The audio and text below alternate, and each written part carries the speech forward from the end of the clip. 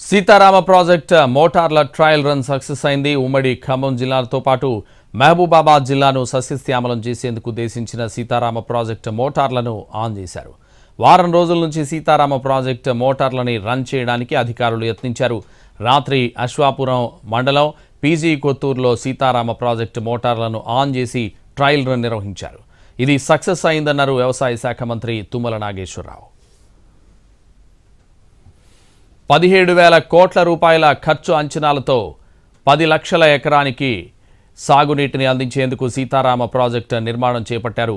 గత ప్రభుత్వ హయాంలో 7,000 కోట్ల రూపాయలని సీతారామ ప్రాజెక్టు కోసం ఖర్చు చేశారు. అయితే మోటార్లు సిద్ధమైన కొన్ని చోట్ల భూసేకరణ సమస్యతో ఇప్పటికీ కాలువల నిర్మాణం పూర్తి కాలేదు. ఏనుకూరు నుంచి వైరా వరకు 90 కోట్ల ఖర్చుతో నిర్మిస్తున్న కాలువ పనులు ఆగస్టుకు పూర్తి కానున్నాయి. ఆ తర్వాత గోదావరి నుంచి సీతారామ ఎత్తిపోతల ప్రాజెక్టు ద్వారా సాగునీటిని వైరాకు తరలిస్తారు. వైరా రిజర్వాయర్ నుంచి నాగార్జున సాగర్ కాలువల ద్వారా సత్తుపల్లి వరకు సాగునీటిని అందించే అవకాశం ఉంది. సీతారామ ప్రాజెక్టుతో ఖమ్మం జిల్లాలో 4 లక్షల ఎకరాలు, భద్రాద్రి కొత్తగూడెం జిల్లాలో 3 లక్షల ఎకరాలు, మహబూబాబాద్ జిల్లాలో 2.5 లక్షల ఎకరాలకు సాగునీరు అందనుంది.